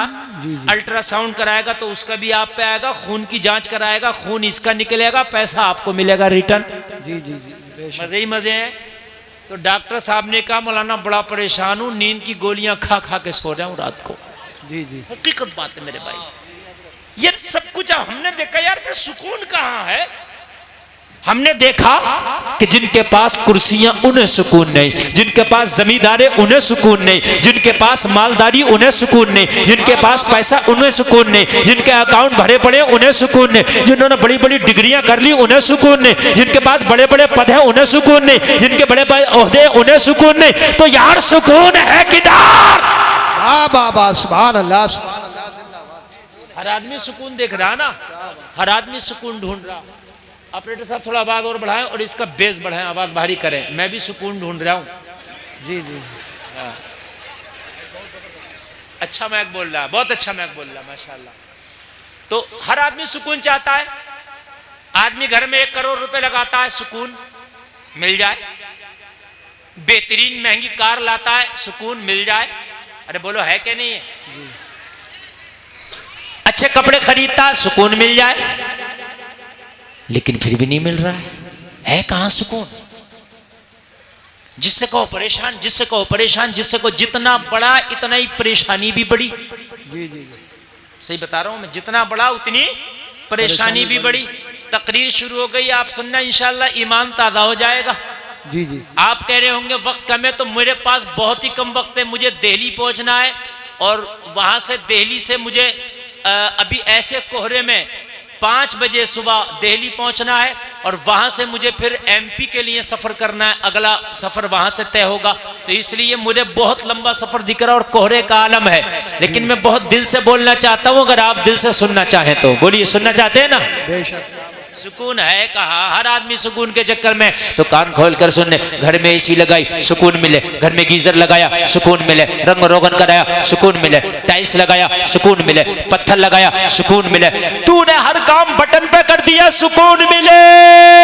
मगर जलसे में आने वाले सुकून नहीं है, इसलिए कि सुकून मिलेगा कुरान में, सुकून मिलेगा मुस्तफा की जिंदगी में। मैंने कुरान से पूछा, बता सुकून कहाँ है? तो कहा अला बिज़िक्रिल्लाहि तत्मइन्नुल कुलूब, दिलों का सुकून अल्लाह के जिक्र में है। धारे तकबीर, धारे रिसालत, मसलके आला हज़रत, इश्क मोहब्बत, इश्क मोहब्बत, प्यार मोहब्बत, प्यार मोहब्बत, बस्ती बस्ती करिया करिया, हज़रत अल्लामा मुफ्ती गुलफाम रज़ा रामपुरी, धारे हैदरी। कुरान कहता है दिलों का सुकून अल्लाह के जिक्र में है। वाह वाह वाह। कुरान ने कहा दिलों का सुकून जलसे में आने वालों अल्लाह के जिक्र में है। तो फिर तुम सुकून कहाँ? तुम सुकून मुरादाबाद जाके तलाश करते हो, रामपुर जाके तलाश करते हो, स्वार में तलाश करते हो, बीड़ी के मंडल में तलाश करते हो, सिगरेट की डिब्बी में तलाश करते हो, गगन की पुड़िया में तलाश करते हो। सुकून न मंडल में मिलेगा, सुकून न सिगरेट की डिब्बी में मिलेगा, सुकून न गगन की पुड़िया में मिलेगा। सुकून अगर मिलेगा तो अल्लाह के जिक्र में मिलेगा। वाह वाह, जिंदाबाद जिंदाबाद। बहुत अच्छे मुफ्ती साहब, बहुत अच्छे। क्या बात है, जिंदाबाद। मैंने पूछा नहीं बेटा, नारा कम लगाना। जी जी जी, ठीक है, ठीक है। ये नेक काम तो ये भी कर देंगे माशाल्लाह। तवज्जो करें, तवज्जो करें। सुकून मिलेगा। अब सुने, सुकून अल्लाह के जिक्र में, ये कुरान ने कह दिया। इसके अलावा आप कहीं भी जाइए सुकून नहीं। इसलिए आदमी बेसुकूनी में ज्यादा है, डिप्रेशन में ज्यादा है। अभी एक रिपोर्ट आई है, बड़े बड़े डॉक्टरों ने एक रिपोर्ट दी है कि नौजवान तबका 25% डिप्रेशन में। और इसी वजह से नशे की जो वो तादाद है नशेड़ियों की बढ़ रही है। जब आदमी डिप्रेशन में जाता है तो सोचता है कि नशा करके शायद ये मेरा गम, मेरी टेंशन, मेरा डिप्रेशन हल्का होगा। मगर पता नहीं है जैसे ही नशा उतरेगा फिर नशे की लत लग जाएगी, एक अलग बीमारी शुरू हो जाएगी। मैंने पूछा आपके गांव में कितना वोट होगा, तो बताया हजरत तकरीबन 2700-2800। तो आदमी कम 5,000 होगी आबादी कम से कम, जब इतना वोट है तो। और इससे ऊपर ही होनी चाहिए आबादी। बात है कि नहीं है? तो आपके यहाँ 3 सुकून के सेंटर खुले हुए हैं। कितने? जोर से बोले यार। 3 सुकून के सेंटर हैं। 5,000 लोगों में कम से कम 3,000 लोग ऐसे होंगे या 2,500 लोग ऐसे होंगे जो उन सुकून के सेंटर में उन्हें जाना चाहिए रोजाना। 3 सेंटर हैं आपके यहाँ। जी जी। चौथा सेंटर तैयारी में है, सुकून वहां मिलेगा। मैंने पूछा आजम नवाज, उस सुकून सेंटर पे तेरे गांव से कितने लोग जाते हैं? कहा हजरात वही जगह एक ऐसी है जहां सबसे कम नजर आते हैं। बाकी हर जगह आपको चौराहे पर, आपको हर जगह मिल जाएंगे। अभी कोई साइकिल का नाच करने वाला आ जाए तो उसके भी भीड़ लगा के खत्म खड़े हो जाएंगे, जबकि साइकिल तुम्हारे दादा से चलती चली आ रही है, मगर फिर साइकिल का नाच देखने जा रहा, साइकिल का तमाशा देखने जा रहा। सुकून मिलेगा? सुकून नहीं मिलेगा। ये सुकून सेंटर अल्लाह का घर खाना खुदा तेरे गांव की मस्जिद है। अगर सुकून चाहता है तो फजर की नमाज पढ़ने जा, दिन निकलने से पहले सुकून सेंटर में चला जा, अल्लाह से मुलाकात कर ले। जैसे ही नमाज पढ़ेगा दिन बाद में निकलेगा, सुकून पहले हासिल हो जाए। बाबा बाबा जिंदाबाद जिंदाबाद, बहुत अच्छे, दिन बाद बहुत अच्छे, जिंदाबाद। दिन बाद में निकलेगा, सुकून पहले हासिल हो जाएगा। अब पहले और बढ़ाइए, और बढ़ाइए आवाज, जी जी जी, जी और बहुत बढ़ाइए। अच्छे। दिन बाद में निकलेगा, दिन बाद में निकलेगा, सुकून पहले।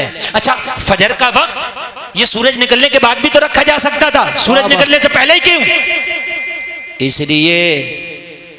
इसलिए रखा गया जी जी, कि ताकि बंदा नमाज पढ़े, दिन बाद में निकले, सुकून का इंतजाम पहले हो जाए।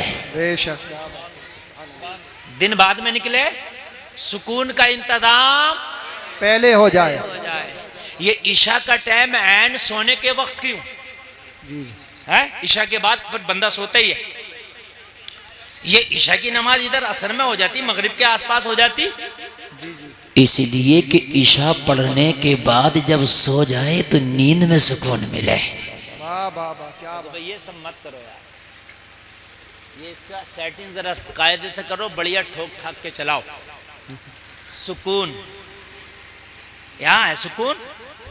लेकिन सुबह फजर में देखना मुश्किल से 4, अरे बड़ी सर्दी है, रजाई को देखेगा कोहरे को, रजाई ऊपर डालेगा, बहुत सर्दी। और तुझे पता है अभी अगर इसका कोई काम हो तो इससे ज्यादा कोहरा हो, मोटरसाइकिल में किक मारेगा और ये नजर आ रहा होगा इधर नैनीताल के जंगलों में। क्यों भाई, अब कोहरा नहीं था? अरे मौलाना तुम्हें पता नहीं है, अगर जरा सा भी लेट हो जाता तो काम हाथ से निकल जाता। तुझे काम आया तो तू इधर स्वार के जंगलों में घूम रहा, तुझे न रात नजर आ रहा ना दिन नजर आ रहा, लेकिन नमाज के लिए तुझे कोहरा दिखता है। जबकि हकीकत बात यह है कि मस्जिदें अब इतनी खूबसूरत बना दी गई हैं। मैंने अभी आपकी मस्जिद देखी, नमाज ईशा पढ़ी है, माशाल्लाह नई तकनीक से बनाई गई है कि मस्जिद में जाके इतना दिल लगता है कि इतना तेरे घर में दिल नहीं लगेगा। तेरे घर में चूहे होंगे, तेरे घर में जो है खटमल भी हो सकते हैं, अरे घर में कुछ भी हो सकता है यार, है? तेरे घर में बीवी का झगड़ा, तेरे घर में भाइयों का झगड़ा, है ना? लेकिन मस्जिद में कुछ नहीं, सिर्फ मस्जिद में सुकून ही सुकून है। तो मस्जिद में आना, इधर तुझे सुकून मिलेगा, इधर सुकून हासिल होगा। लेकिन इससे दूर भाग कर जाएगा कहाँ? कहता मौलाना सुकून नहीं, सुकून नहीं, मियाँओं के पास जाना शुरू कर दिया।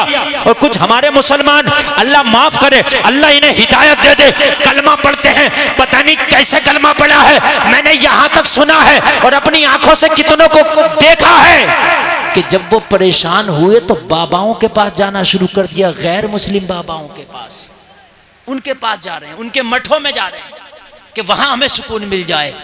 खुदा की कसम तुझे सुकून कहीं नहीं मिलेगा। अगर सुकून चाहता है तो तुझे मुस्तफ़ा की जिंदगी में मिलेगा। एक बात बताऊं मैं यार, जब गैरों को सुकून हासिल करना होता, खुदा की कसम वो इस्लाम के करीब होते हैं कि यार सुकून इधर मिलेगा, और तू है इस्लाम से दूर भाग के सुकून हासिल करना चाहता है, नहीं मिलेगा। एक बहुत बड़ा ईसाई प्रोफेसर है, बहुत काबिल है, दुनिया की तालीम बहुत ज़्यादा उसके पास है। जलसे में आने वालों ज़रा दिल के कानों से सुनना, लेकिन घरेलू मामले में गिरफ्तार हो गया, बीवी से झगड़े का शिकार हो गया। और आपको मालूम है इंसान पूरी दुनिया से मुकाबला कर सकता है, पूरी दुनिया से पंगा ले सकता है, लेकिन अगर घर में खाना जंगी हो जाए, अगर बीवी से उसका झगड़ा हो जाए तो उसकी जिंदगी नर्क बन जाती है, उसकी जिंदगी जीते जी जहन्नम बन जाती है। इसलिए कि बीवी से कैसे दूरी इख्तियार करे, बीवी लाइफ पार्टनर है, बीवी शरीक हयात है, बीवी से दूरी इख्तियार नहीं कर सकता। बीवी से झगड़ा हुआ, बीवी से इख्तलाफ हुआ, लोगों मजहबन ईसाई है, बीवी जलाल में आई, कहने लगी तेरे साथ नहीं रहना, तलाक चाहिए। ये पढ़ा लिखा आदमी था, इज्जतदार आदमी था, प्रोफेसर आदमी था, चाहता था कि अगर बीवी का तलाक हो गया तो माशरे में बेइज्जती होगी, तलाक होने से बेइज्जती भी होती है ना यार। ये मामला घर का घर में निपट जाए और ये बीबी यही मान जाए और मामला थोड़ा सा चाहिए मुझे कह सुन ले, लेकिन ये यही तलाक तक नौबत ना आए, यही निपट जाए। बाबा सुभान अल्लाह सुभान अल्लाह ताला हमें शरीयत मुस्तफ़ा पे अमल की तौफीक अता फरमाए। लोगों, मुस्तफ़ा की ज़िंदगी हमारे लिए बेहतरीन नमूना अमल है। लोगों, नबी के लाइफ स्टाइल को अपनाओ, नबी के तर्ज ज़िंदगी को अपनाओ, नबी की ज़िंदगी के तरीक़े को अपनाओ, मुस्तफ़ा की सुन्नतों को सीख लो। इंशाअल्लाह ज़िंदगी में बहारें आ जाएंगी, इंशाअल्लाह ज़िंदगी में आसानियाँ पैदा हो जाएंगी। मेरा मौला कहने सुनने में कोई ख़ता हुई तौबा करता हूँ, माफ़ फरमाए। कलमा शरीफ पढ़ें, ला इलाहा इल्लल्लाह मुहम्मदुर रसूलुल्लाह, इस्लाम जिंदाबाद, व मा अलैना इल्लल बलाग। अस्सलामु अलैकुम।